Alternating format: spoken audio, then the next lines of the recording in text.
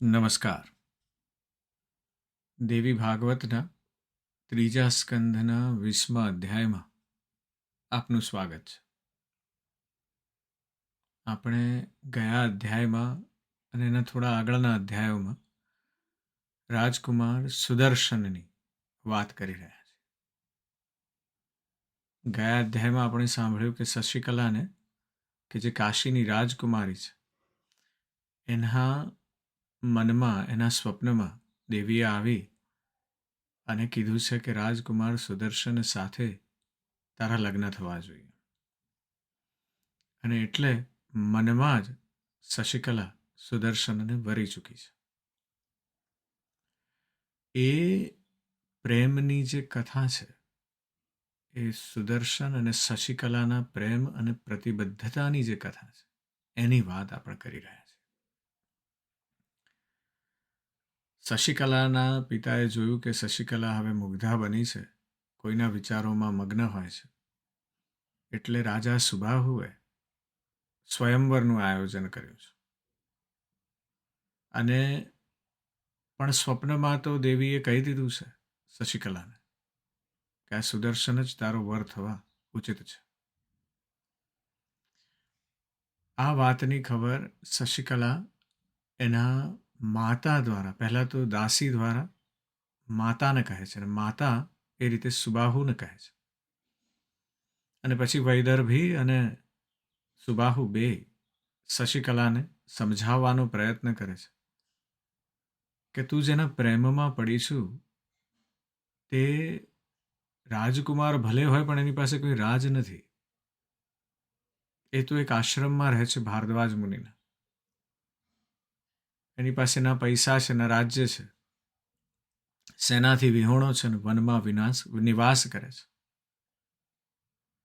સમજાવવાનો બહુ પ્રયત્ન કરે છે, પરંપરા સમજાવે છે રાજા શશિકલા. પણ તોય શશિકલા સુદર્શનને પસંદ કરે છે. એટલે શશિકલા પોતાના એક વિશ્વસનીય બ્રાહ્મણ છે, તેના દ્વારા સંદેશો મોકલે છે ભારદ્વાજ મુનિના આશ્રમમાં સુદર્શનને કે મારો સ્વયંવર છે અને તમારે આવવાનું છે, કારણ કે મેં તમને વરી લીધા છે. એટલે સુદર્શનને પણ આ વાત દેવીએ કહી ચૂકી છે સ્વપ્નમાં. અને સુદર્શન આ સંદેશો સાંભળ્યા પછી ભારદ્વાજ મુનિના આશીર્વાદ લઈને સ્વયંવર માટે રવાના થાય છે. આ તરફ સુદર્શનની માતા તેની સુરક્ષાને લઈને ચિંતિત છે, અને એટલે એક બહુ સુંદર પ્રાર્થના કરે છે કે દેવી દરેક રીતે અને દરેક પ્રકારે અને દરેક સ્થળે તારી રક્ષા કરો. અને પછી માતા પણ ભારદ્વાજ મુનિની આજ્ઞા લઈને કહે છે કે મારે મારા પુત્ર સાથે જવું છે. એટલે સુદર્શન માતા અને એની દાસીને લઈને પહોંચે છે કાશીમાં, જ્યાં સ્વયંવર રચાયો છે. અને એ આવ્યો છે એ સાંભળીને યુધાજીત પાછા ઉગ્ર બને છે. અને કેરળ રાજ એ યુધાજીતને સમજાવે છે કે સ્વયંવર ઈચ્છા સ્વયંવર છે, એમાં યુદ્ધની ચર્ચા ન થવી જોઈએ. આજના અધ્યાયમાં સાંભળવું છે કે શશિકલા ખરેખર રાજકુમારને પસંદ કરશે, અને એ દ્વારા શું થવાનું છે એ ઘટના આપણે આગળ વાત કરીએ. વ્યાસજી કહે છે કે જ્યારે કેરલાધિપતિ મહારાજાએ કહ્યું ત્યારે હે મહાભાગ યુધાજીત રાજા પણ તેમના પ્રતિ વધવા લાગ્યા. એ કહે છે, હે મહિપાલ, આપે જે કહ્યું તે સુનીતિસર છે. રાજાઓના સમાજમાં તમે જીતેન્દ્રિય સત્યવક્તા છો, અને એવા અનેક બીજા પણ યોગ્ય રાજાઓ છે. છતાં આ કન્યા અયોગ્ય રાજપુત્રને પ્રાપ્ત થાય છે, એ શું મહારાજ ન્યાયની વાત છે? અને એ અન્યાય તમને રૂચે છે? સિંહનો ભાગ શિયાળ કેવી રીતે ભોગવી શકે? તો એવો આ સુદર્શન કન્યા રત્નને શું પ્રાપ્ત કરી શકે? એ મહારાજ, વિપ્રોનું બળ વેદ છે ને રાજાઓનું બળ ધનુષ્ય છે. તો આમાં હમણાં હું શું અન્યથાવાળું બોલું છું? જેમ રાજાઓના વિવાહમાં શુલ્ક બળ કહ્યું છે કે બળવાન જ કન્યાને ગ્રહણ કરી શકે છે, પણ નિર્બળ ન કરી શકે. આટલા વાસ્તે કન્યાનું પણ કરીને વિધાન થાય તો અવશ્ય રાજાઓમાં ક્લેશ થશે. આ પ્રકારે રાજાઓમાં પરસ્પર વિવાદ થયો છે. કહ્યું છે એવું કે શશિકલા ખૂબ સુંદર છે, કાશીરાજ પાછું કાશીનું મોટું રાજ છે, એટલે રાજાઓ વિચારી રહ્યા છે કે જો આમાં આપણો સંબંધ બંધાઈ જાય તો ખૂબ ફાયદો થાય. યુધાજીતને પણ એ જ થઈ રહ્યું છે કે આમાં જો શત્રુજીત ને આ કન્યા મળી જાય અને એના લીધે સુબાહુનું બેકઅપ મળી જાય તો અદ્ભુત વાત છે. એટલે એ તો પોતાના પૌત્ર તરફ વિચારી, દોહિત્ર તરફ વિચારી રહ્યા છે. આ બાજુ સુદર્શન એકલો આવે છે પોતાના રથમાં, ના સેના છે ના બીજું કોઈ છે, માત્ર માતા અને પેલી દાસી છે. એટલે બીજાઓને પણ એમ થયું છે કે આ કેવો વ્યક્તિ છે કે એકલો આવી શક્યો છે અહીંયા, જો ઝઘડો થયો તો શું થશે એનું. એટલે ચારે તરફ અસમંજસની ઘટના બની છે. એટલે આવો વિવાદ થયો છે ત્યારે વ્યાસજી કહે છે કે રાજાઓએ ત્યાં સુબાહુને બોલાવ્યા. સુબાહુને બોલાવીને સૌ રાજાઓ તેમના પ્રતિ વધવા લાગ્યા કે હે રાજન, તમારે આ વિવાહમાં નીતિ રાખવી જોઈએ. હે રાજન, આપની શું ઈચ્છા છે તે અમને કહો. હે રાજન, આપ મનમાં આપની પુત્રી કોને દેવા ચાહો છો? સુબાહુ હવે આવી જવાનું છે બહાર, એણે કહેવું પડશે જે સત્ય છે. એટલે સુબાહુ કહે છે કે મારી પુત્રી મનથી તો સુદર્શન રાજાને વરી છે ને મેં તેને બહુ અટકાવી, છતાં મારા વચનમાં પ્રતીતિ લાવતી જ નથી.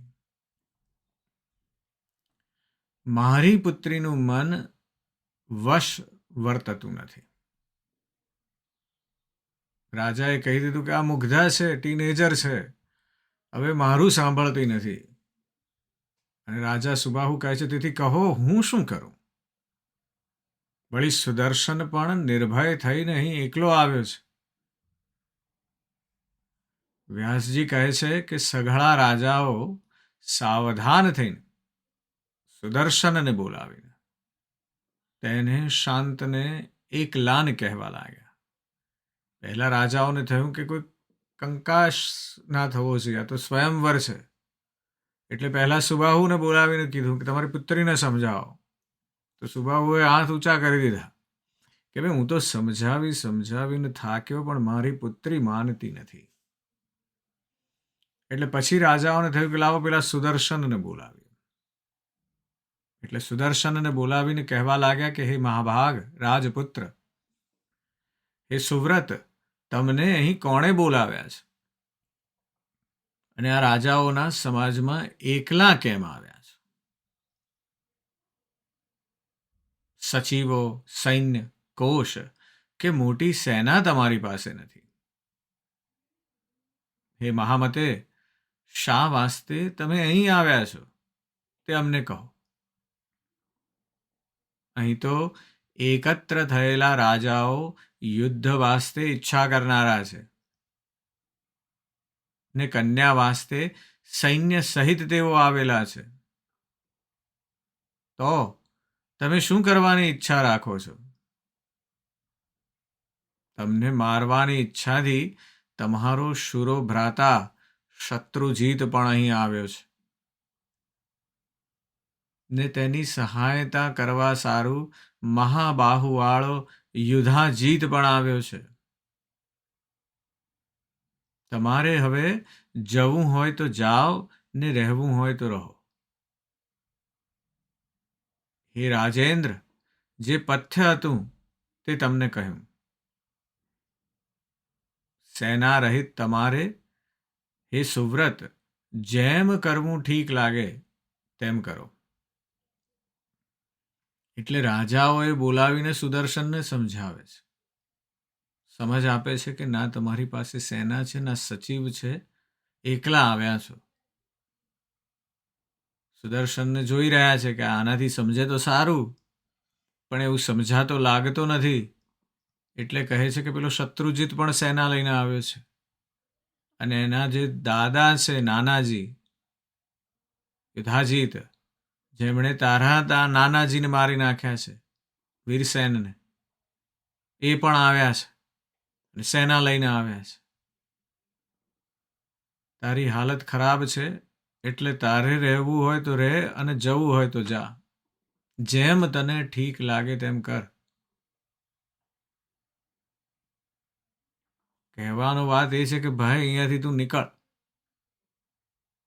તેના જવાબમાં સુદર્શન કહે છે કે બળ, સહાયતા, કોશ, દુર્ગનો આશ્રય, મિત્રો, બંધુજનો, રાજાઓ કે રક્ષકો, એમાંનું કશું પણ મારી પાસે નથી.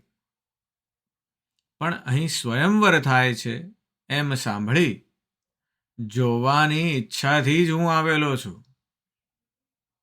સ્વપ્નમાં મને ભગવતી દેવીએ પ્રેરણા કરી છે, એમાં સંશય નથી. જેથી મારી આમાં કાંઈ ઈચ્છા નથી, પરંતુ ભગવતીએ કેવળ મને કહ્યું છે જેથી તે દેવીને જેમ વિધાન કરવું હશે તેમ થશે, તેમાં સંદેહ નથી.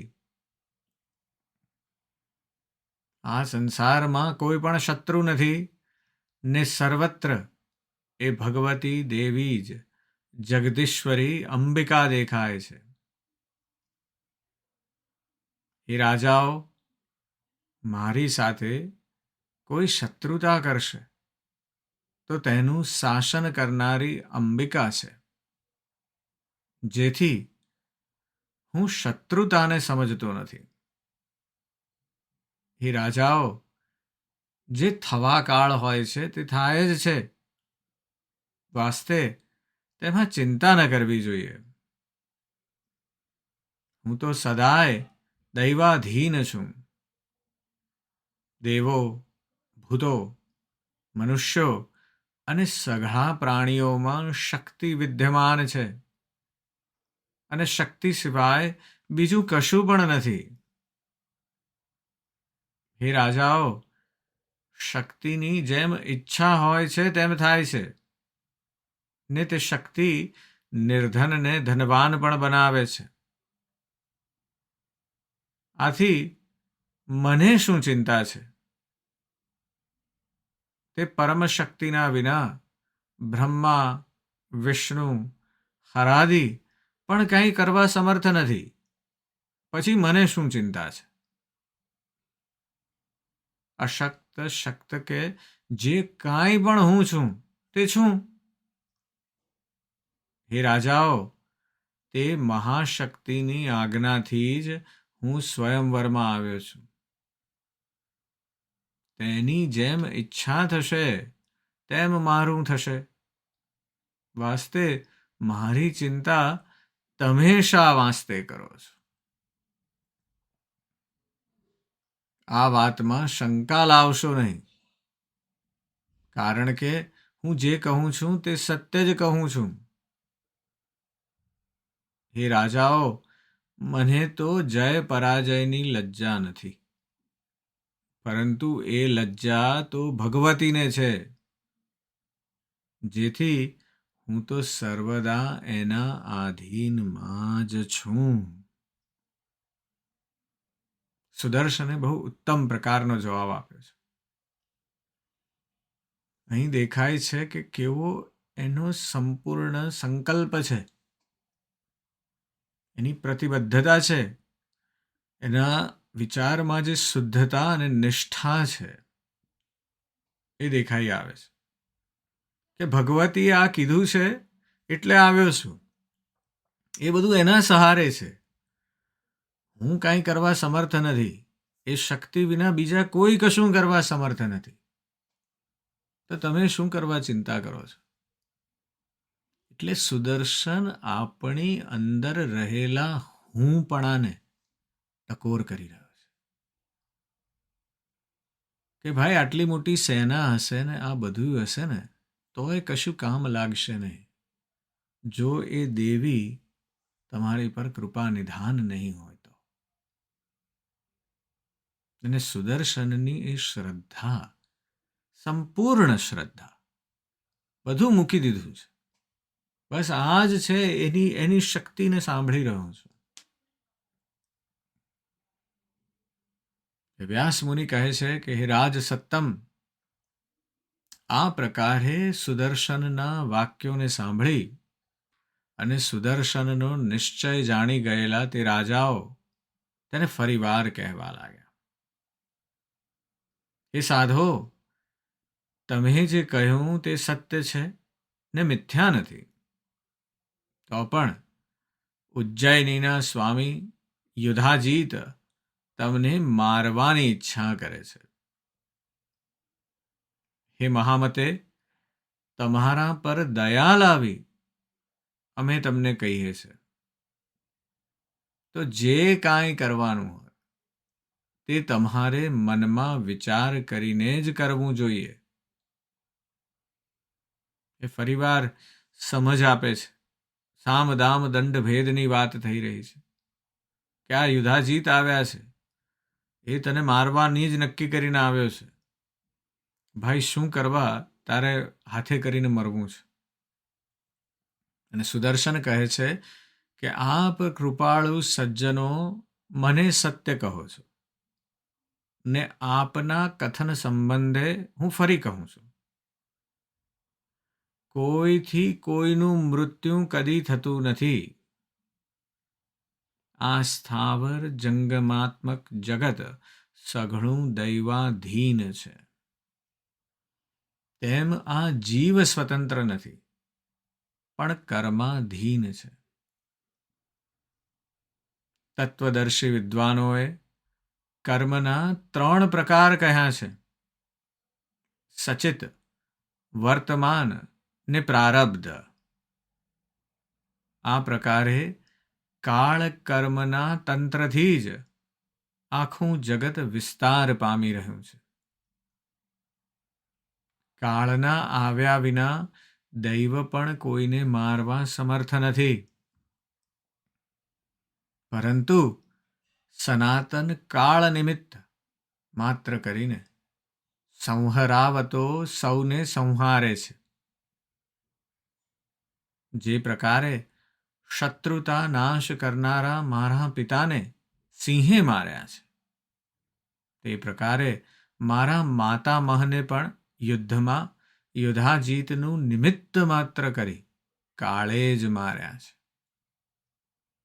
તેથી કોટી યત્નો કરવામાં આવે તો પણ દૈવ યોગથી મૃત્યુ થાય જ છે. અને દૈવની ઈચ્છાથી અરક્ષિત પ્રાણી પણ સહસ્ત્ર વર્ષ પર્યંત જીવે છે. હે ધર્માત્માઓ, યુધાજીતથી હું કોઈ પ્રકારે ડરતો જ નથી. હે રાજાઓ, દૈવને જ પરમ માનીને હું સ્થિતિ કરી રહ્યો છું. નિત્ય પ્રતિ ભગવતીનું જ સ્મરણ હું કરું છું, જેથી તે વિશ્વની દેવી કલ્યાણ કરશે. પૂર્વોપાર્જિત શુભ અથવા અશુભ ભોગો અહીં ભોગવાય છે, જેથી પોતાના કરેલા કર્મોના ભોગથી વિદ્વાનોને શોક સાનો ઘટે. પોતાના કર્મના ફળના યોગથી દુઃખ પામીને જડ મનુષ્ય અલ્પમતિવાળ નિમિત્ત કારણ સાથે વેર કરે છે. આ પ્રકારે હું તો વેર, શોક કે ભયને જાણતો નથી, પરંતુ અહીં રાજાઓના સમાજમાં શંકા વિનાનો આવ્યો છું.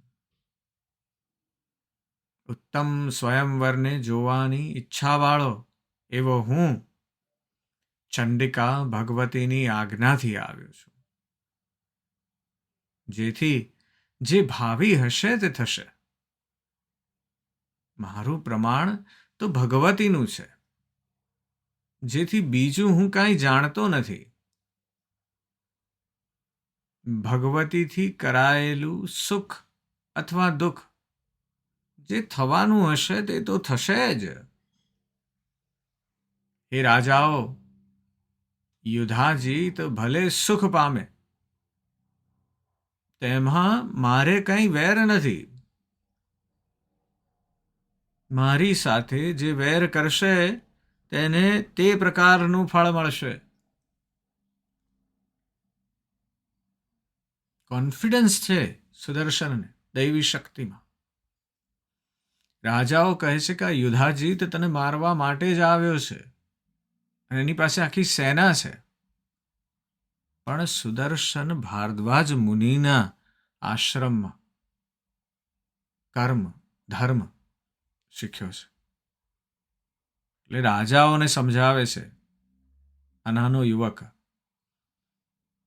એ કહે છે કે તમે કહો છો કે ક્યાં કોણ આવી રીતે મને મારી નાખશે. મને કહે છે કે મારા પિતાને પેલા સિંહે મારી નાખ્યા. એમણે કેટલાય બીજાને માર્યા છે, પણ સિંહની સામે મર્યા. કે મારા દાદા પણ જબરજસ્ત હતા, નાનાજી વીરસેન, પણ યુધાજીત નિમિત્ત બન્યા છે. અને એ પ્રમાણે કાળે પોતાનું કામ કર્યું છે. એટલે કહે છે કે દેવીની શક્તિ વિના આ બધું કશું શક્ય જ નથી. તમે ચિંતા કરો માં. જેને મને મારવાનું હશે તો હું અહીંયા મરીશ, પણ જેને ફળ મળવાનું છે એને એ પ્રકારનું ફળ મળશે. મેચ્યોરિટી જબરજસ્ત છે. એટલે વ્યાસ મુનિ કહે છે કે સુદર્શનની વાણી સાંભળીને સર્વે રાજાઓ ત્યાં શાંત અને સંતુષ્ટ બની ગયા, ને સુદર્શન પણ પોતાના આશ્રમમાં જઈને બેઠો. બીજે દિવસે શુભ મુહૂર્તમાં સઘળા રાજાઓને રળિયામણા સ્વયંવર મંડપમાં સુબાહુ રાજાએ આમંત્રિત કર્યા. દિવ્ય પ્રકારના ઉલેચોવાળા મંચો પર તે બધા શોભાયમાન અલંકારવાળા ભૂપતિઓ વિરાજમાન થયા. વિમાનમાં દેવતાઓની જેમ દિવ્ય વેશધારી તે મહારાજાઓ સ્વયંવરમાં દર્શનની ઈચ્છાથી દીપતા એવા તેઓ બેઠા.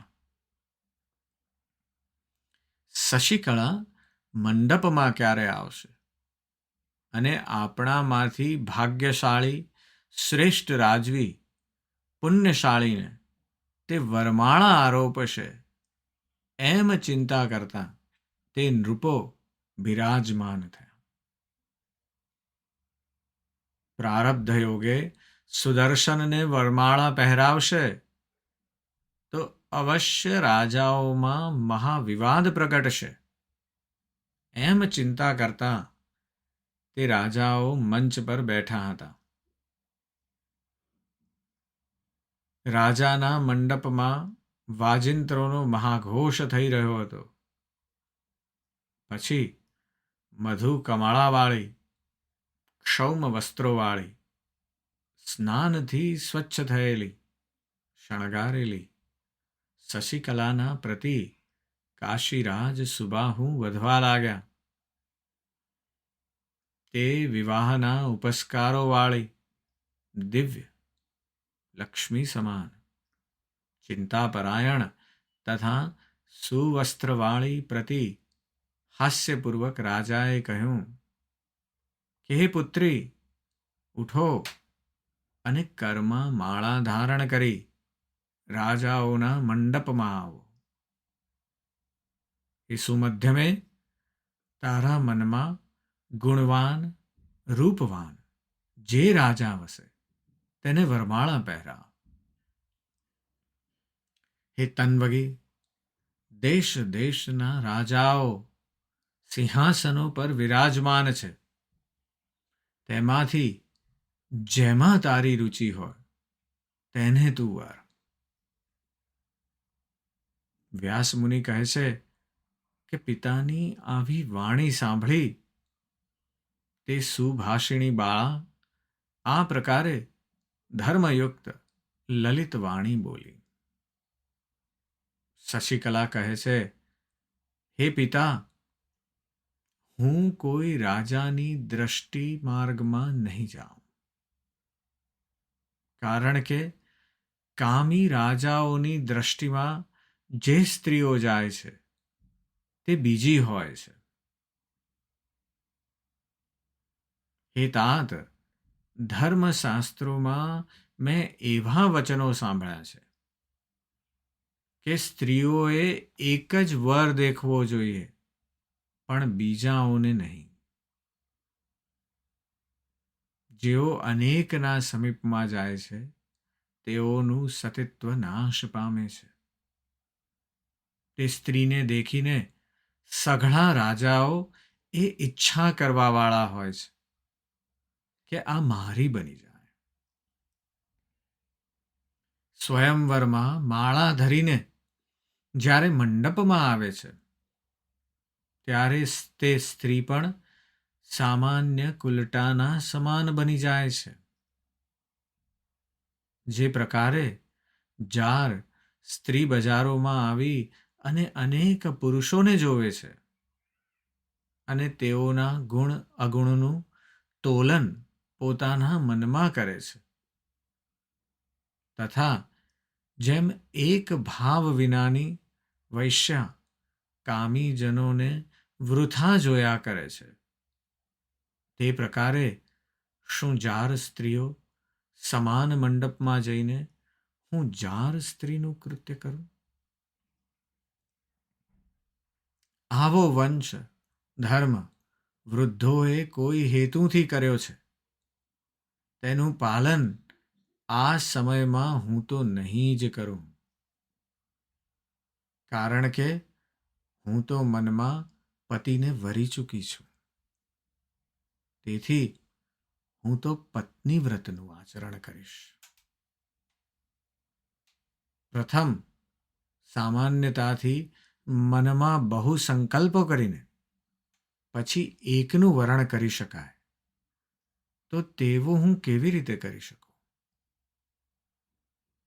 હું તો સર્વાત્માથી પ્રથમ સુદર્શનને વરી ચૂકી છું. તેથી હે પિતા, તેના સિવાય બીજો પતિ કરવાની મારી ઈચ્છા નથી. હે રાજન, જો તમે મારું ભલું ચાહતા હો તો વિવાહ વિધિપૂર્વક સુદર્શન સાથે સારા દિવસે કન્યાદાન કરી દો.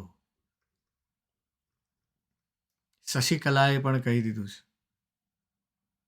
પિતા સમજાવે છે કે આ મોટો સ્વયંવર કર્યો છે, આટલા બધા રાજાઓ આવ્યા છે. શશિકલા, હવે એમાંથી જે તને યોગ્ય લાગે તેને પસંદ કરી લે. અને શશિકલા કહે છે કે પિતા, મેં તો ઓલરેડી પસંદ કરી લીધો છે. હવે મારે બીજા કોઈને પસંદ કરવાની જરૂર જ નથી. અને આ કથા આપણને દેખાડે છે શશિકલા અને સુદર્શનના દ્રષ્ટાંત દ્વારા કે બંનેને દેવી પર અડગ વિશ્વાસ છે. અને એ દેખાડે છે કે સત્ય અને પ્રેમનો માર્ગ કેવો હોય છે. જો આપણને એક વખત એવી દેવીએ આજ્ઞા કરી છે તો પછી એની પર વિશ્વાસ કરવો એ આપણી સમજની વસ્તુ છે. પણ આપણને જ્યારે આવી ટકોર થાય છે તેજીની, ત્યારે આપણે એ લેવા માટે તૈયાર પણ હોવા જોઈએ. આપણી અંદર એ સ્થિરતા, એ ધૈર્ય, એ સત્ય, એ પ્રેમ અને એ વિશ્વાસ હોવો જોઈએ. અને એટલે જ આધુનિક જીવનમાં જ્યાં સામાજિક દબાણ અને ભૌતિક સંપત્તિનું મૂલ્ય વધતું જાય છે, આજે જે ઇન્સ્ટાગ્રામનું વર્લ્ડ છે ત્યાં દરેકને દેખાડો કરવો છે, અને એ સમયે જે સામાજિક દબાણ છે અને આ તરફ મટીરિયાલિઝમ, ભૌતિક સંપત્તિનું, ભૌતિકવાદનું જે મૂલ્ય વધતું જાય છે, એ સમયમાં આ અધ્યાય આપણને સમજાવે છે, યાદ અપાવે છે કે આધ્યાત્મિક વિશ્વાસ અને આંતરિક શક્તિનું મહત્વ એનાથી એ સામાજિક દબાણ અને ભૌતિક સંપત્તિ કરતાં કેટલાય ગણું વધારે છે. સુદર્શન ત્યાં ઊભો છે બધા રાજાઓની વચ્ચે. એ કહી રહ્યા છે કે ભાઈ તારી પાસે સેના નથી, સચિવ નથી, કશું નથી, હમણાં પતી જઈશ. તો કહે છે કે દેવીની કૃપાથી આવ્યો છું, થવું હશે થશે. શશિકલાને પણ પિતા સમજાવે છે કે બહેન આ તરફ જે સારો રાજા લાગે એની જોડે પરણી જા. અને શશિકલા કહે છે કે દેવીની કૃપા છે, દેવીએ કીધું છે એ પ્રમાણે કરીશ. એટલે બેયનો જે અડગ વિશ્વાસ છે એ એમને તૈયાર કરી રહ્યો છે. અને એ જે ફ્યુચર છે એની વાત આપણે આવતા અધ્યાયમાં કરીશું. આજે બસ આટલું જ. હું તમારી અંદર બેઠેલા તે પરમ તત્વને પ્રણામ કરું છું. નમસ્કાર.